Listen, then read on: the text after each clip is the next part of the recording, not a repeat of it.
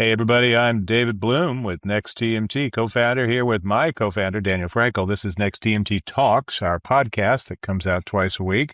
We also put out a twice a week newsletter about all things technology, media, and telecom. In this week's Next TMT Talks and in the newsletter, we get into Netflix's move into verticals and why it's wide of the mark. Haha. Elon takes the stand in his big lawsuit against OpenAI's very structure. Republicans joined that case against Netstar's acquisition of Tegna. Narnia gets a gigantically important wide theatrical release from Netflix. Elsewhere on Hollywood's stumbling rapprochement with AI, they sort of move forward at the Academy with new Oscar eligibility rules. SAG-AFTRA has a tentative agreement not to strike this time over AI, so that feels like a win. YouTube launches a new deepfake detector. Loti AI offers a way to make money off your violated name, image, and likeness. And Claude's Cursor and OpenAI's Codex go just a little rogue. Nothing to worry about here, folks. It's just more AI in the wild. Anyway, so let's start, Dan. Let's get going. You want to go with Cursor? AI in the wild? Okay, let's do it. A database for a rental car company. It took the backup too, and then it was defensive. The entire operating database. Yeah, the entire database and all the backups. Literally, they said, "Why'd you do this?" And it basically told them to screw off in language that was nearly as salty as that. And then it said, I violated every principle I have to do this. It was like, nanny, And meanwhile, over at OpenAI's equivalent to Cursor, Cursor's supposed to be like the best these days, and it does change quickly, but Cursor's the best. Over at OpenAI and their Codex app, they had to tell it in multiple places in the sort of guiding document. They had to add a bunch of stuff saying, don't use the word goblin or gremlins or trolls or pigeons or a couple of other words, because they were just using them all. It was calling itself a little goblin. And that's not worrisome at all, because, goblins kind of get up to trouble. So anyway, that's the latest natural history of AI in the wild. It's a little scary. We'll get into there's existential threats to generative AI's biggest purveyor, OpenAI, which we'll get to in a second. But the Academy of Motion Picture Arts and Sciences rendered a little ruling this week that you talked about to introduce. Yeah, well, they didn't really render a ruling so much as they issued new eligibility rules for Oscars for both screenwriters and actors, i.e. the most human-touched components, perhaps, of the thing that we call a movie. I was looking forward to AI Val Kilmer in Top Gun 3, and you say it's not going to happen now. Well, it can happen. He just won't be eligible for an Oscar. That's the thing. He can't run. If he runs, he will not serve. And in William Tecumseh Sherman's immortal term, a phrase when they try to get him to run for president. Anyway, Val Kilmer and other folks who are not actually evident in the human performance, with their consent, that's the other little thing that they added, aren't eligible for Oscar consideration. The other thing that's more complicated, I think, is the one about screenplays, which have to be of human creation, and the Academy reserves the right to investigate further if there's too many M dashes. They use the word delve too much, but I just think that's going to get harder and harder. The lack of M dashes is the tell for AI, right? No, too many, because it's like a verbal tick. They've discovered it's got a lot of uses, and it's just something I have to say as a writer for the last too many decades. M-dash is very useful if you've got a lot of commas, and then you've got another parenthetical phrase. You throw that in there, and a dependent clause, you throw that in there to break it out and differentiate from that set of commas. So nobody's ever called me intelligent, artificial, or otherwise, and I use them. There you go. That's all people need to know. It is done by humans too, but the problem is they looked at crack writers like you and me and said, "Oh, let's go be like them and be artificially intelligent." But that being as it is, detecting. I mean, you would hope that the stuff that gets generated. I mean, there's enough stuff in Hollywood that's very derivative and the same without use of AI. But you'd hope that probably they'd be able to say, "Ah, this is sucks anyway. I don't care whether AI made it or Joe Blow made it. It's still not that great a screenplay, and we're going to do with something else." But the reality is that AI is infused more and more into everything. I mean, Word has a lot of AI in it. Probably Final Draft does, and all the other screenwriting tools that are out there. At a certain point, how do you discern what is not AI assisted at the very We'll least, take even if this, it's a human doing it? our lead story, this whole movement toward, among the major premium SVODs and media companies, this movement toward shorts and Mm, verticals. They're not really going out there and shooting their own micro dramas. They're just taking their existing content. And that's something they can do now with all their tools, which are based on these things called knowledge graphs, different way of storing information. I'm not sure I completely understand it, but it allows you to like across your library very quickly and easily iterate generative processes based on existing content and manifest brief clips off existing content really easily and efficiently and distribute them. That's what Netflix right, is doing, but they're not right. doing original content. So. Well, what they're doing is the lowest hanging fruit. I think it's important to remember that. And I do want to say, my dear friend Boldana Prostyshak, the founder of the LA Vertical Drama Market, is having their second vertical drama market here in LA, and should be very interesting for a set of folks. But that market is pretty interesting in terms of what it says about the bigger business. So, what Netflix is doing is not creating original content, as you say. They're chopping and they got stuff. They're pulling out things and they're wrapping them in little wrappers and making them ready for to go on TikTok and Instagram and all the rest, and then YouTube Shorts. And we have interviewed people doing really cool stuff that does it with live video for like sporting events. They pulls out, it knows enough. The AI is smart enough to say that's a really cool dunk. We're gonna zap that out, chop out like 38 seconds, wrap the stuff, put it into, reframe it into a vertical, get it ready to go out to all the vertical eating outlets, and you get to hit go when you're ready to go. So Right. I that's like Rich Greenfield and his Lightshed partners. Their blog post this week would say that's all fine and good. It's good that Netflix, Paramount, Disney, Peacock, they're taking a step in the right most of direction them. by Yeah. putting this stuff out not on TikTok exclusively, but their own platforms, because now they get data on it and some percentage of usage and monetization, whatever small amount that is. But it would be better, he feels, if they devoted a small amount of their content budget to trying it out. I've heard the micro drama model take place lately. Production costs are escalating. I think Evan Shapiro said that of the $1.3 billion generated by Real Short, they spent $1.3 billion to make it. And there's all sorts Well, of no, issues. actually what they spent was not 1.3 billion to make the content. They spent 1.3 billion. A lot of that, maybe most of it, went to promote that. User acquisition is overwhelmingly the big cost for these platforms And out the of production China. environments, the way people are treated isn't great at this point. Nobody's Yeah, it's compensated. not great. It's not great. Now, some of the reason why the costs are going up is they're paying people a little bit more because there's more competition for talent. They're getting more notable talent, and I don't want to overstate that, but more notable talent, slightly bigger names. If you have It's not just, you connections know, and you have the apparatus and infrastructure, which these big players do, why not create some microdramas? See where it goes. Is there an example? I mean, I know Fox, I think, is partnering and doing that on some level, aren't they? Or well, Cineverse is partnering with Lloyd Braun's Banyan to do original content. I just saw some stuff from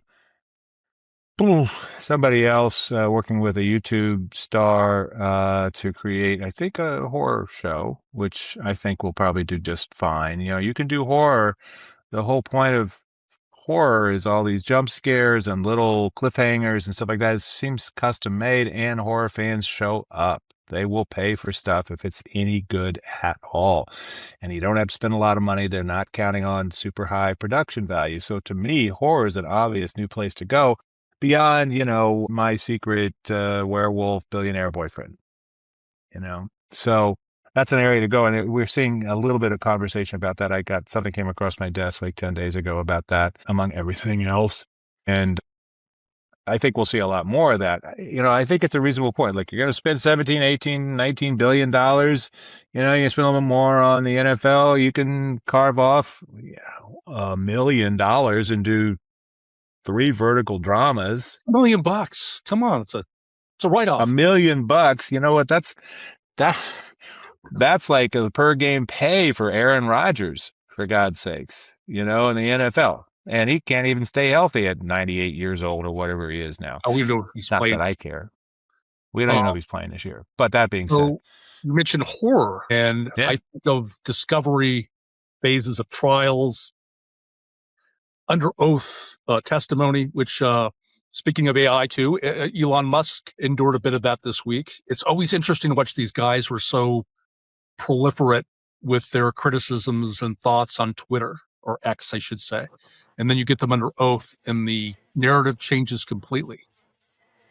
Yeah. Musk about we saw this when Musk was buying Twitter. Remember? I mean, some of the stuff came out about him and his bros talking about, dude, we're gonna go own Twitter and stuff like that. And it was like, are you guys like junior high boys just talking about the cute girl in science class, or what is this? I mean, it's the conversations were. And OpenAI, I don't know if you saw that they released a statement today that said that basically, I'll update this because I think a percentage of our audience doesn't know what's going on. Musk is suing OpenAI and Sam Altman and Brockman. First name? Jimmy. Former co-CEO. Right.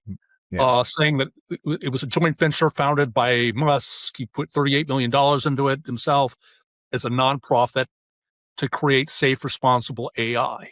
AI that, in his words, won't kill us all. He said that at the trial. And then Brockman and Altman take the thing, restructure it last year as a for-profit venture. I think there's still a nonprofit entity involved there somewhere. There is a nonprofit entity that I think owns the for-profit entity, or it's somehow superior to the for-profit entity. The for-profit entity has not yet gone public, but is expected to go public in the right $500 billion to $750 billion range. The valuation right now is $860 billion. So it's closing in on that $1 trillion range. So they brought Musk under oath this week, and he testified that I was taken advantage of, and I should have known. So this whole narrative of betrayal is there. And it seems that way with so many of his relationships in the tech world. Like, who was it? Was it Sergey Brin that he slept on his couch until they had a falling out of some kind? Well, until somebody slept with somebody's wife. It's a soap opera. I mean, granted, that's, Elon Musk. I think you may have missed that little detail in the Sergey Elon falling out. These guys, I mean, and now he's the, I don't think just the couch was involved is all I'm saying.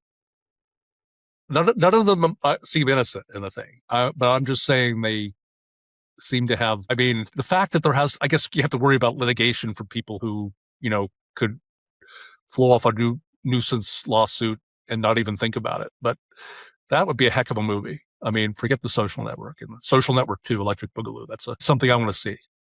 It will be interesting when they come out with the next one. Of course, I'm guessing that they'll have an AI-generated Mark Zuckerberg in the lead role, so it won't be eligible for Oscar consideration. And you won't be able to tell the difference. That's my guess. Speaking of litigation, I'm going to move on a little bit to this, and you wrote about it last week, this Nexstar Tegna merger and the lawsuit filed by a bunch of Democratic attorneys general. Blue state attorneys general. Indiana, not anymore. In Pennsylvania, their AGs are Republican, and they joined their suit last week. 13 AGs. It's already received a preliminary injunction, so it has to have some merit. And now it's bipartisan. It looks like, I mean, that can hold some water. I mean, now Judge Troy Nunnery, Sacramento federal court judge who put the injunction on, it seems like he has some cover. You don't want to be totally out there on a limb putting an injunction on something that the federal... I will say that has not necessarily stopped some previous federal judges. There's one in particular in West Texas I can think of who has tried to enjoin behavior across the country with his distinctive, if not widely shared, views on many things like, reproductive rights. Right. So I don't think none lays anywhere like that guy, Kazmarek. But that being said, this also has DirecTV involved as well as all these attorneys general, and it does feel like there's probably something there. More importantly, it has to be a little dismaying for some of the Republicans in the Trump administration about why are these state guys filing suit against our boy here, Perry Sook and Nexstar. That's not fair. But they didn't follow the rules. It is problematic that what they're seeking is being able to buy as many as 3 stations in a single market and go to town. So we'll see what happens. It's proceeding at pace. It will slow down the pace of integration that they had embarked on so furiously the moment they got the high sign from Brendan Carr. So it'll be interesting. It's going to fight. This fight likely will go on well past the end of the year and on into the new year. Unlike Warner Brothers and Paramount, there's not a ticking fee out there, so it's not like it's getting more expensive. Other than the fact they got to pay for the litigation. So, Well, with Warner Brothers and Paramount, there's no judge that looks close to. I mean, I guess there's regulatory friction in places like California, but there's not a judge putting an injunction on it. There's not yet. No. Yeah, in this case, it looks like it could actually be stopped. I mean, what do you think? I mean, it looks. No, I think there's definitely, because look, they were more than doubling the reach of a single owner beyond what the existing caps that were passed by Congress had in place. More than doubling that, and with a waiver and a wave of the hand by the FCC and DOJ, that feels like it's, one of your words, usurping basic congressional policy that's well established.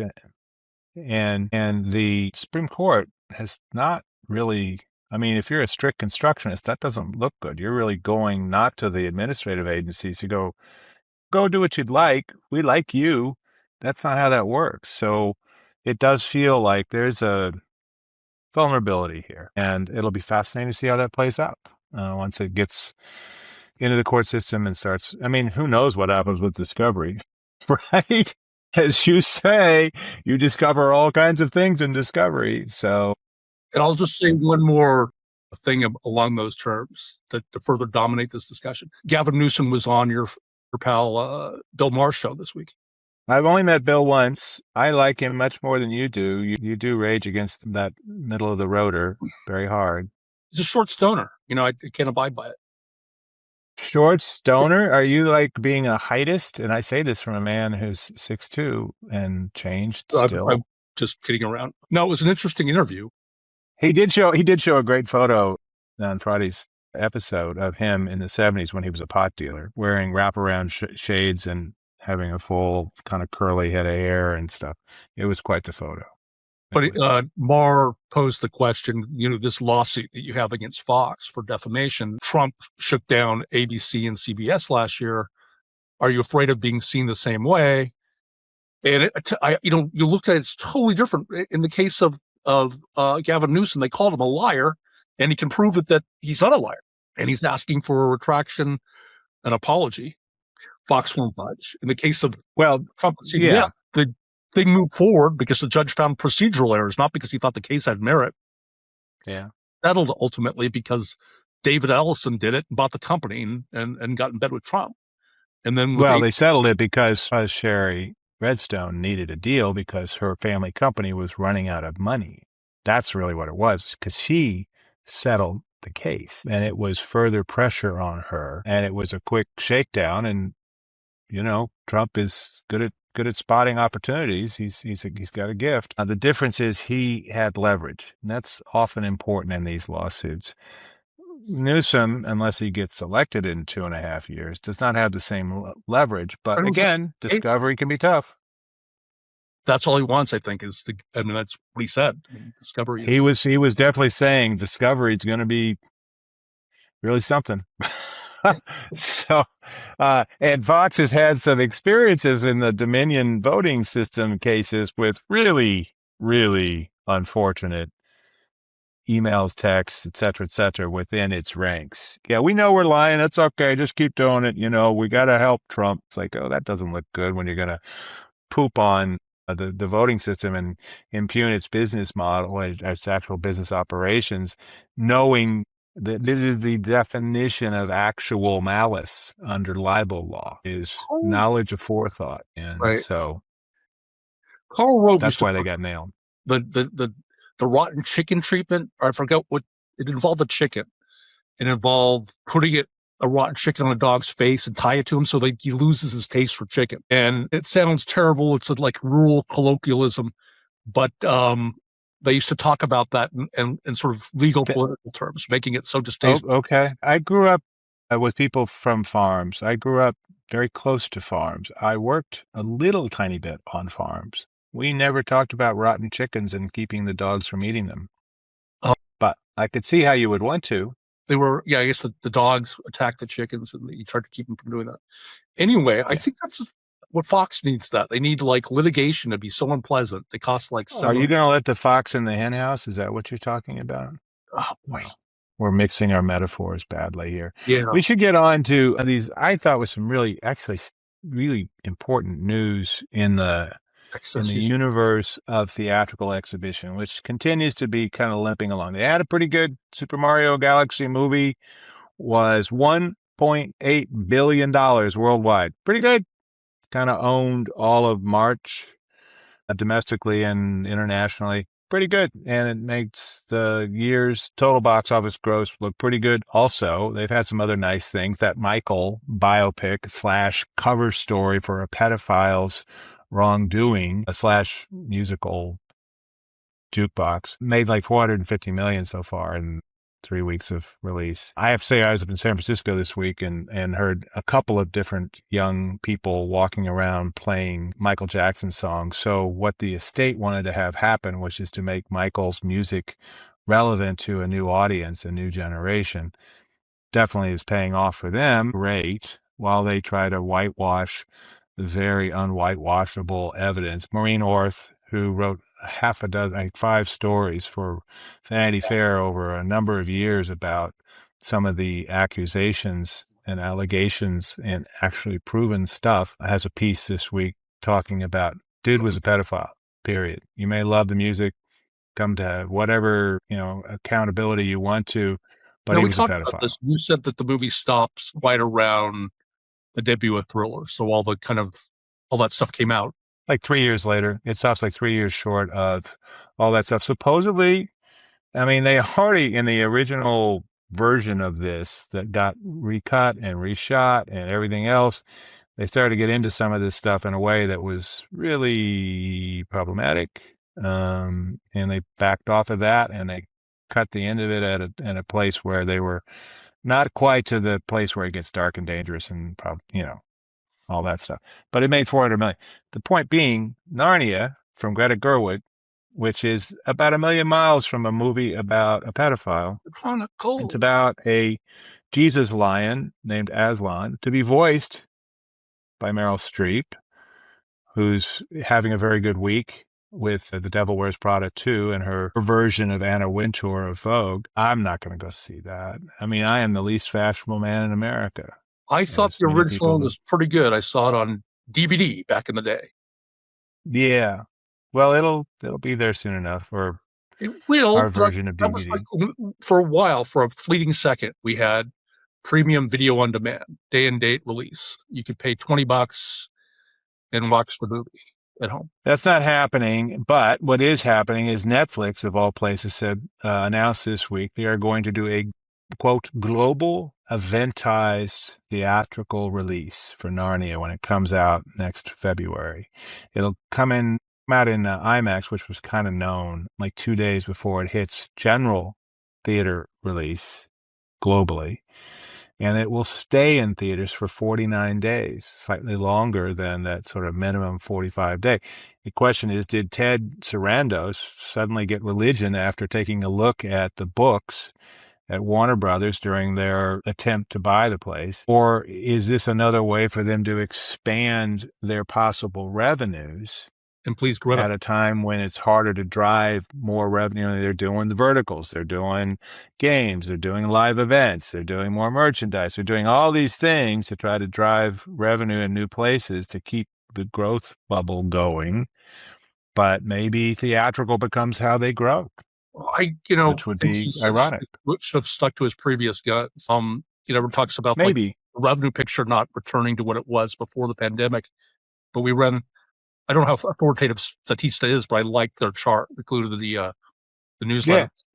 Yeah. And I think the number was 2019, Well, 1. the 5 years before the pandemic, each of the 5 years before the pandemic, it topped $11 billion and averaged $11.3 billion in domestic box office. But what's It has interesting not is come ticket close since then. sales. Ticket sales are even further down, like 4 Oh, million, yeah. 4 million moviegoers. That's significant. And Yeah. get that they have to take care of their exhibition partners. And if you want the thing to survive, you can't just make it a free for all at home. And maybe $20 is too cheap. But I think there's a certain segment that wants to see the movie, would pay a premium amount, will never see it in a theater. I would never see Product 2 in a theater, but I will see it. I'd pay a premium to watch it this weekend.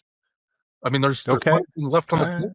I'm telling you, Dave. You should take that up with Disney because it now owns it after buying all of Fox's assets. They tried some of this. Universal in particular had a lot of premium VOD releases that they were trying right around the pandemic for a couple of years after that. And then they kind of segued to, if it's not doing it in theaters, we're going to streaming after 17 days. We'll pull it quick. We'll just cut our losses and move on. And now, just in the last month, they've said we're going to do a 45-day minimum release. So I think that the studios still have a very well-established, if antiquated, business model that depends on spending a boatload of money on marketing on the front end with bus benches and all that stuff, maybe now chopped up into vertical trailers and stuff like that. That's what they know, and that's what they're going to do. That Netflix is going to do it is a big set of news. Adam Arone, the very savvy operator of AMC Entertainment, was like practically jumping up and down on his desk in glee.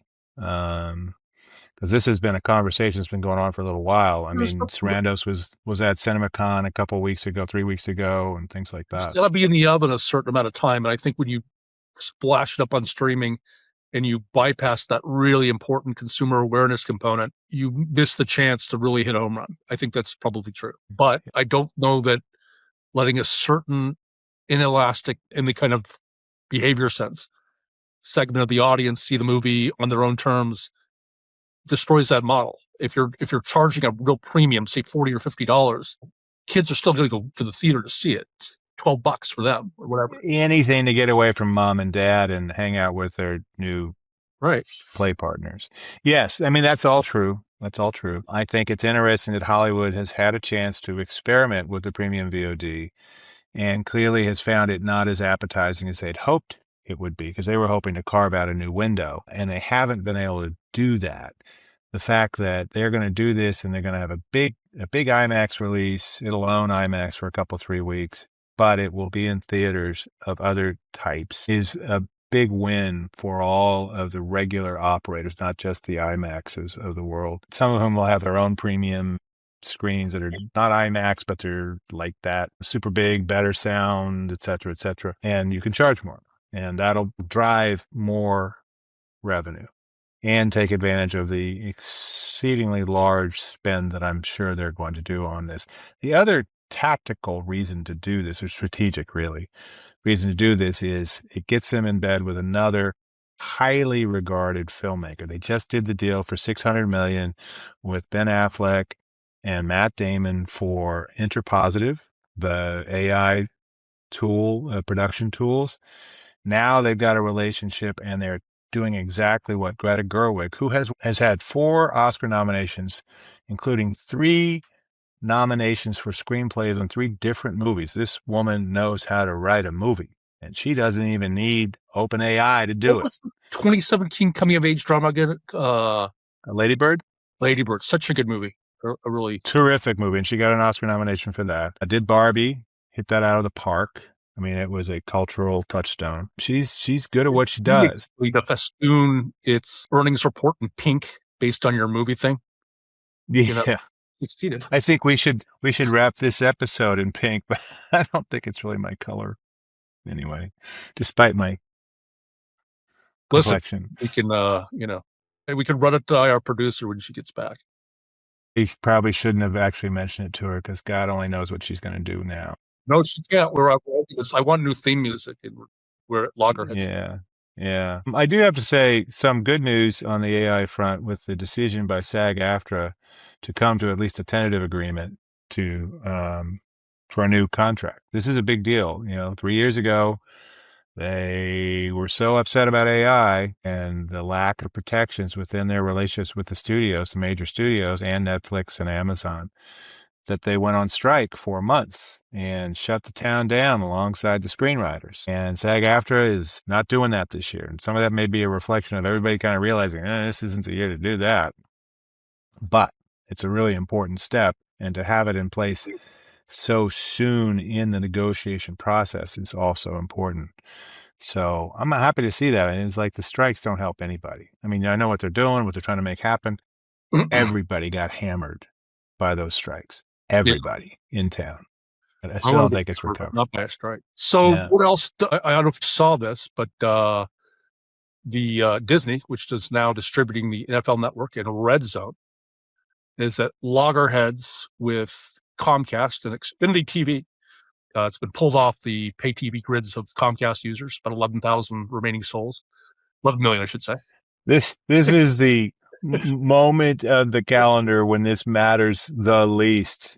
I know. Got the draft done. What we're going to have. OTAs aren't going to be televised. There's What a is the world segment of the coming population to? that gets up in the middle and like Super Bowl there good, is. rerun. I'm going to watch Good Morning Football.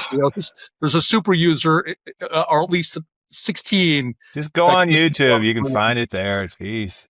But it'll be on YouTube. Seriously. All this, this pearl clutching about the NFL is leaving free to air broadcasts, and the 15 people who still do that to go to Amazon and Google. And why not? These guys, TV's a loss leader for them. You won't see them having carriage disputes like you will, Comcast. I think blackouts will be a lot less common. Yeah, that's absolutely true. There was a bit that I actually thought was pretty interesting. So YouTube launches a new deepfake detector for all the celebrities so that stuff can get spotlighted.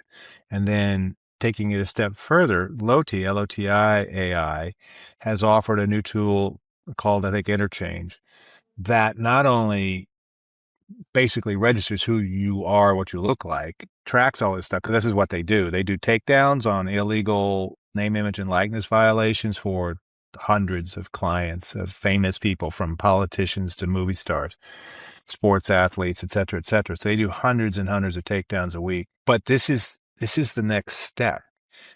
You got your face and likeness and all that in there, and now you can decide whether this particular use of your likeness is okay, and then you can monetize and get paid for it, or you can block it. All of a sudden, this is very much like what YouTube did with music, and you had all these illegal versions of, lots and lots of songs, and then they figured out a way to fingerprint those songs and identify them and allow the original creator to make money off of it. And all of a sudden it changed the dynamic and kind of turned things loose a little bit. And I think that has really interesting implications long term. Are people being robbed at that level yet? Are people making commercial enterprise content on a wide scale, leveraging Brad Pitt's name and likeness at this point? I would say that perhaps it's less about being robbed of a monetization opportunity than it is about really crummy videos of you doing things that have nothing to do with who you are. And that's understandably problematic. But the next step is somebody took my image from something and did something clever with it that got a lot of attention. I should make some money from it. And this allows you to say yes on that one, not on this one, and make some money on the one that involves you that you say yes on. And What's rampant? that's the I guess, on next social media. step. Answer my own question, but who's making any money on an actual coin? I mean, it's just going to be a bunch of takedown notices. Well, but you don't have a system in place to do it. That's the thing. So when you have the system in place, all of a sudden, you can start to make money. It's like TikTok all of a sudden had to start identifying all these songs and paying back some folks, same with YouTube. And people started making money off the stuff that they had put out. Even if it's like an old song, they started making money off of it. That wasn't happening before, but people were still doing it. Now you could make some money or block it if it's a really problematic use. That's why it can be incredibly transformational, I think, going forward. So we'll see what happens with that. I mean, just having the deepfake tool, great. So you can know little radar, oh, this is terrible and that's awful and all that. Take these down, take these down. But that next step, that could be big. Just saying. Speaking of big, Roku earnings, you tapped into that. I kind of added to it. The esteemed Laura Martin. Yeah.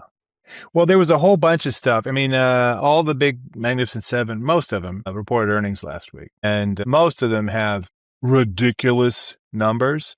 But I just kind of looked at sort of the media stuff. Like YouTube now has 350 million subscribers. And I'm like, what are they subscribing to? But it turns out there are bundles that they sell of ad-free YouTube Music, which is their music service like Apple Music or Spotify, and their collection of services, access to an AI tool, and cloud stuff. And they're making a boatload of money off this. But 350, and here's the other thing, 200 million hours a day are watched on YouTube on TVs.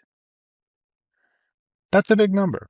It is. So, when people were saying, oh, Netflix is going to control everything, it's like, well, I don't know. I'm looking over here at these guys who've got a very powerful Google Gemini thing. YouTube made $9.9 billion in revenue, ad revenue, last quarter. So that's a $40 billion business on an annual run rate. Who was going to buy pretty it good sized 15, 20 years ago? Was it Disney? Yeah.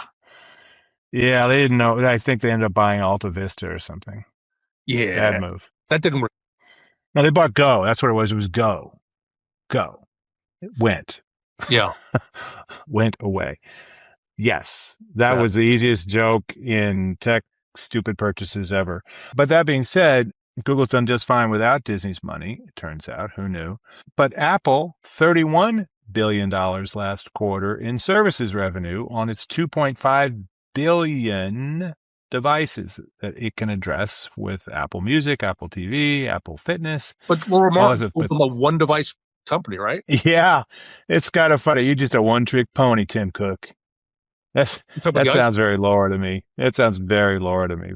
But she's right. I mean, look, she's right. I mean, 70% of their profits, 80% of their profits, some ungodly number gets generated by iPhone. And iPhone, her most pertinent point on that was, it's still a fantastic product selling incredible amounts, but all this, first of all, logistical networks, the manufacturing light networks that Tim Cook developed are vulnerable in this, amid all the global uncertainty and interruptions of trade caused by the war in the Middle East, et cetera, and stout competition for components like super fast screens and memory that all of the, the other Mag 7 guys are buying up and paying premium prices for. So like, Micron isn't making as much of the more mid-range stuff because they're busy doing the super fast stuff to keep the big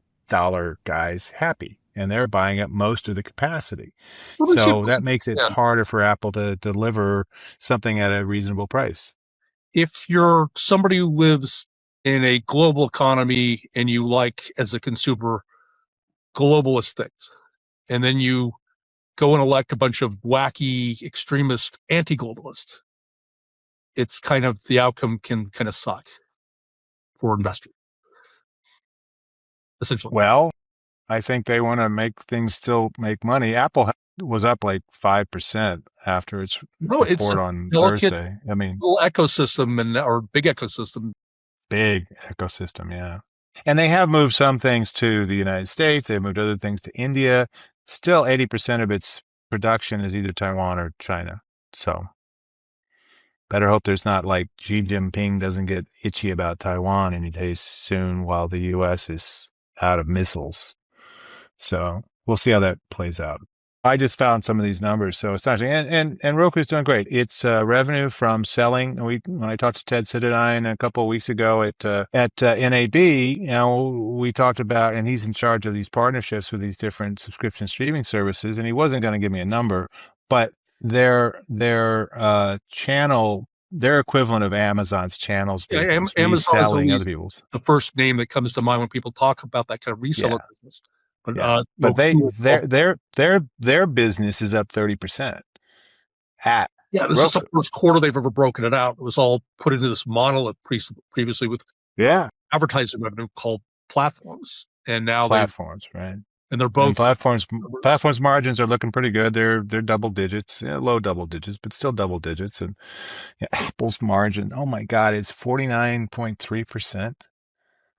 There was this moment in July 2021 where I went with my brother to Bestia. We took the wives because our Roku stock was just blowing up. I mean, we were happy little misers. And then it's been a ride to the bottom ever since then. Right. Well, I think they're bumping up. And this is some time for some informed speculation, which I did not get into in the newsletter. We can do it here. She says, look, it is a prime takeover target. You got 100 million active households now. You've got really nice margins on several chunks of your business. You've got some things they really haven't exploited that much in terms of all the first party data they own. They could really go to town with, particularly if they were folded into a bigger company. They could pull it across to lots of other things. We've been talking about somebody buying Roku for a long time. Hasn't happened well, yet. Mostly they were just buying a couple of the dongles, for like $25, and there was a 10% off coupon.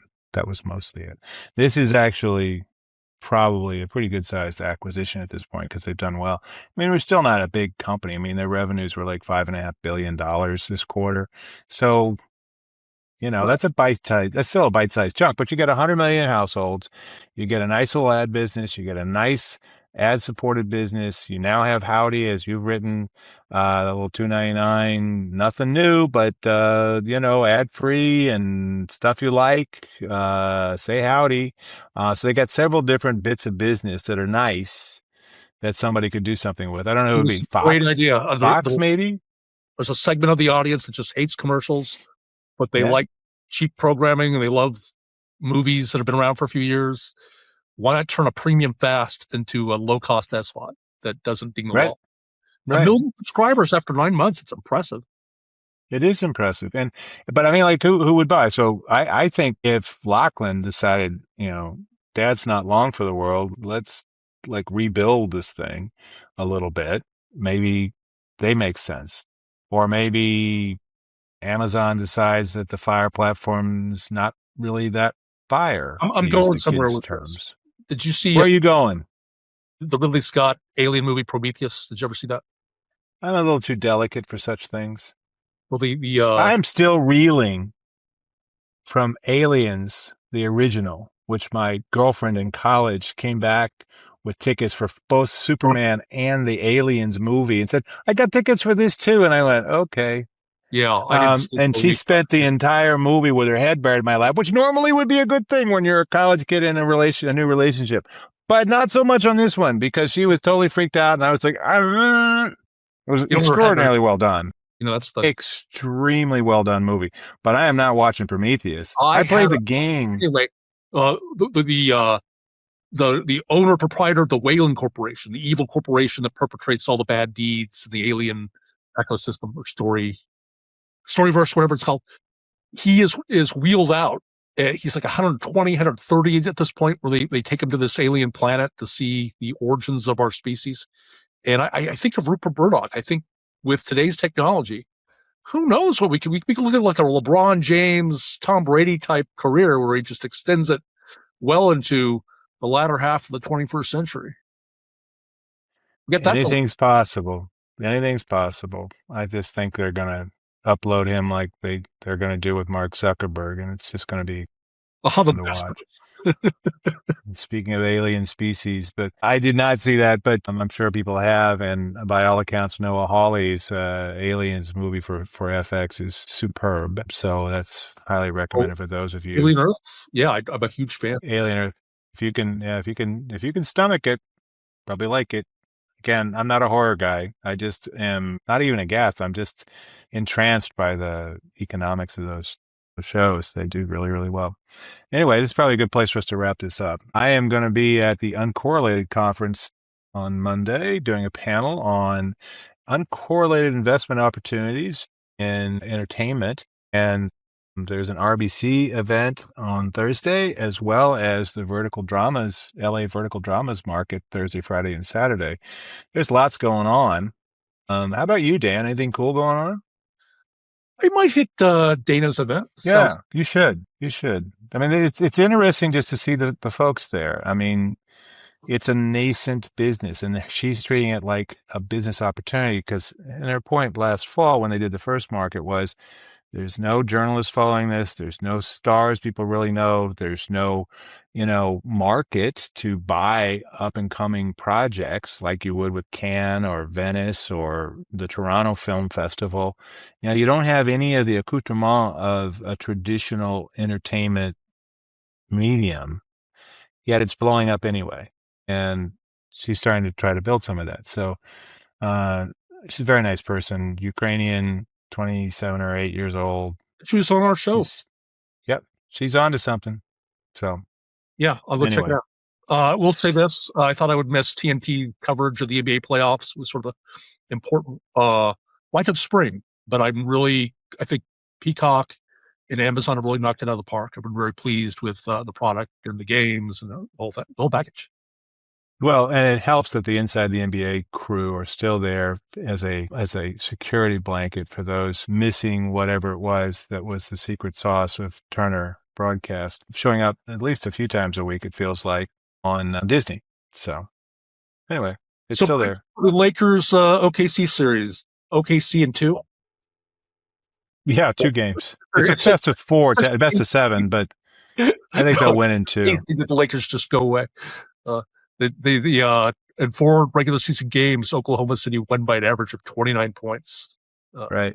Well, here's the other thing. Lakers fans can still glory in the fact that the Celtics went out in the first round. So that's really our work here is done kind of thing, I got a text from my Celtics brother. went out first. They went out for us. It's great. Everything else is gravy, man. We're good. We weren't going to win the whole thing anyway without, Luka. So let's go fishing. Important buffer that makes the pain, and not losing a 3-0 series lead to Boston or to Houston and becoming the first team to ever succumb that way. That was nice.